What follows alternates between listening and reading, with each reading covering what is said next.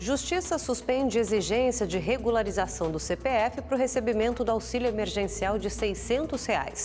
As ações de combate à Covid-19. No Rio de Janeiro, um drone está de olho nas aglomerações. Por favor, respeitem o distanciamento social. Eu sou Érica Reis e esse é o nosso Leitura Dinâmica. Fique bem informado. Fique comigo.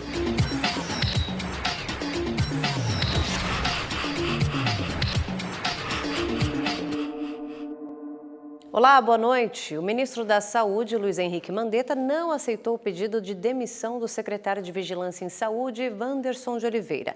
Ele anunciou nesta quarta-feira que gostaria de deixar a pasta. Carolina Aguiar tem os detalhes. O Ministério da Saúde divulgou uma nota hoje de manhã anunciando o pedido de demissão de Wanderson de Oliveira, que é o secretário de Vigilância em Saúde da pasta. O próprio Wanderson divulgou uma carta aos colegas dizendo que o trabalho dele no Ministério estava chegando ao fim, porque a gestão do ministro Luiz Henrique Mandetta estava acabando. Mas no fim da tarde, tanto Mandetta quanto Wanderson apareceram na coletiva diária de balanço dos números do coronavírus. E o ministro justificou que toda a equipe vai continuar trabalhando, que só vão sair quando ele, Mandetta, for demitido, o que é uma questão de tempo. Isso tudo é o reflexo de uma discussão, de um debate entre o Ministério da Saúde e o Palácio do Planalto. O ministro Luiz Henrique Mandetta é favorável ao isolamento social para evitar a contaminação pelo coronavírus. Já o presidente Jair Bolsonaro prega o isolamento apenas dos grupos de risco e, por isso, há muito atrito entre a pasta e o Palácio do Planalto. Então, a demissão de Mandetta e de toda a equipe é esperada até o final da semana. Vamos ver o que disse o ministro hoje na coletiva. Teve muito ruído por causa do Wanderson, por conta de toda essa ambiência. O Wanderson falou que já mandou lá para o setor dele, falando que ia sair, aquilo chegou lá para mim, eu já falei que não aceito, o Wanderson continua, está aqui, acabou esse assunto, nós vamos trabalhar juntos até o momento de sairmos juntos do Ministério da Saúde. Parece que eu sou contra o presidente, ou o presidente é contra mim. Não, são visões diferentes do mesmo problema.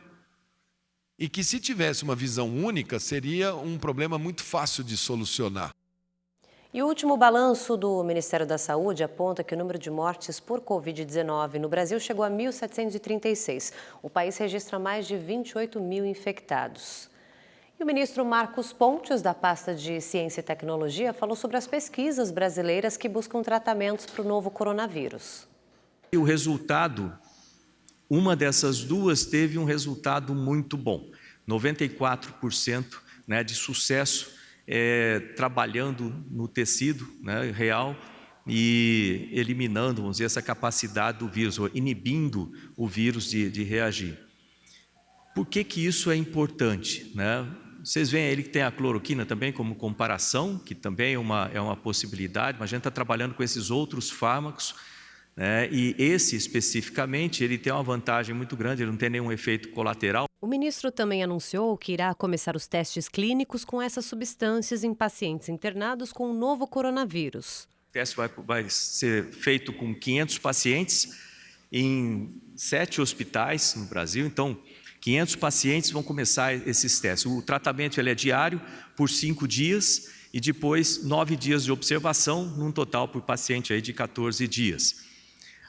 É importante que para rodar, vamos dizer assim, para passar isso com 500 pacientes, nós esperamos que esses testes sejam concluídos em aproximadamente 4 semanas, a depender da entrada desses pacientes. E agora uma informação importante para você que tem direito ao auxílio emergencial de R$ 600. A Justiça Federal suspendeu a exigência de regularização do CPF. A decisão, que vale aí para todo o país, foi tomada depois de uma análise de uma ação apresentada pelo governo do Pará. E para resolver a pendência, várias filas se formaram aí em frente às delegacias da Receita Federal no estado todo. Para a Justiça, esse tipo de situação vai complicar, vai contra as medidas de distanciamento social recomendadas pelas autoridades de saúde do país.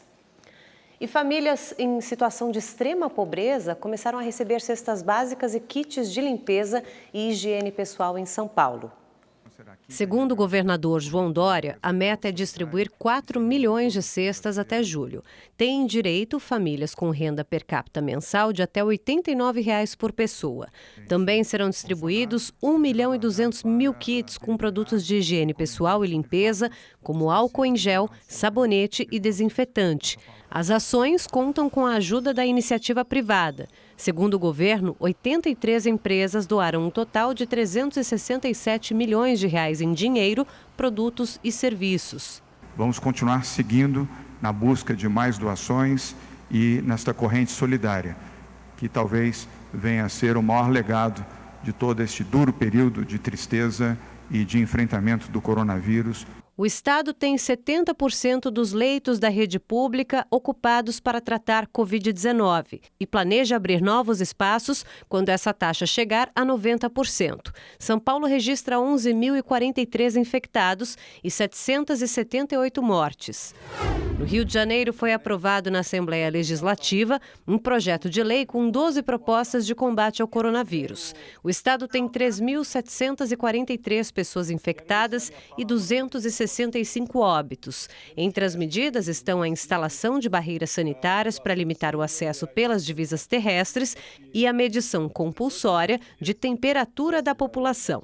Os projetos serão encaminhados ao governador Wilson Witzel, que tem 15 dias para sancionar ou vetar as propostas. Os primeiros leitos do Hospital de Campanha de Belo Horizonte foram entregues. O bloco conta com 260 vagas de enfermaria e 28 de estabilização. Até o final desse mês, a estrutura temporária deve ganhar mais 508 leitos, que só serão usados em caso de superlotação de hospitais públicos. Minas Gerais tem 903 casos confirmados do novo coronavírus e 30 mortes. A Prefeitura do Recife anunciou a abertura do 4º hospital de campanha na cidade. A expectativa é que os pacientes possam ocupar o espaço a partir do dia 20. São 160 leitos. Hoje, 90% da estrutura de UTI de Pernambuco já está ocupada. O estado tem 1.484 infectados e 143 mortes registradas pela doença.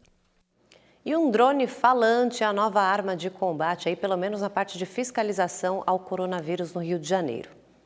O dispositivo é equipado com um alto-falante que emite alertas sobre a importância de ficar em casa. Atenção! A Prefeitura do Rio pede que todos evitem aglomerações. Elas facilitam o contágio do novo coronavírus.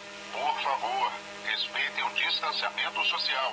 Os drones devem sobrevoar diversos pontos da cidade, como as comunidades e as orlas. Sinais de celulares também vão ajudar a detectar pontos de aglomeração. Com o monitoramento das câmeras de segurança da Prefeitura, se houver identificação de grandes concentrações de pessoas, o equipamento será enviado diretamente ao local para fazer o alerta.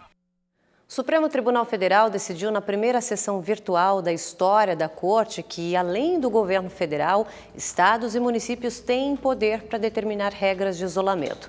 Essa decisão inclui ainda quarentena e restrição no comércio e transporte e trânsito em rodovias por conta da pandemia. O plenário da Corte validou uma liminar, concedida pelo ministro Marco Aurélio Mello, que atendeu a um pedido do PDT. O partido questionou a medida provisória que dá ao governo federal o poder de estabelecer uma norma geral sobre esse tema.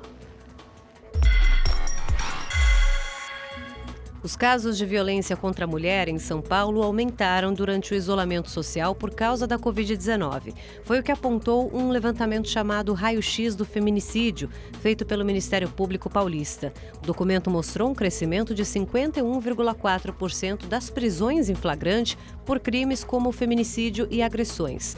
Em 66% dos casos, a mulher estava em casa. Em Pernambuco, neste período de pandemia, o estado teve redução recorde no número de roubos e furtos.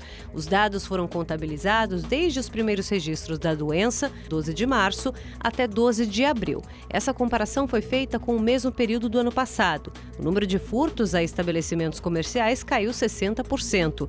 A queda no índice de roubos foi de 46%. Já a saidinha de banco teve 67% de redução.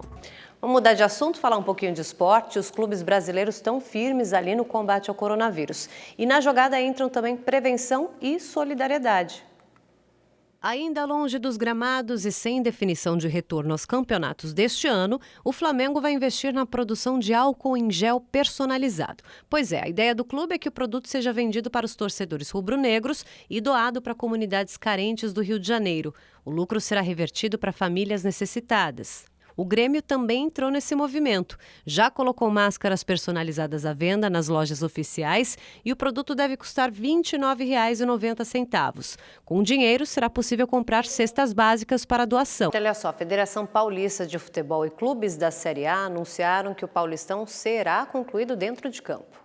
A decisão foi tomada entre os 16 clubes da primeira divisão do estado, com a presença de Reinaldo Carneiro Bastos, presidente da FPF. Entre os principais temas debatidos estavam a continuidade da competição dentro de campo, definir data de retorno e se os jogos serão realizados com portões fechados. Outro assunto foi assegurar que a Comissão Médica da Federação Paulista desenvolva um protocolo de proteção para os clubes.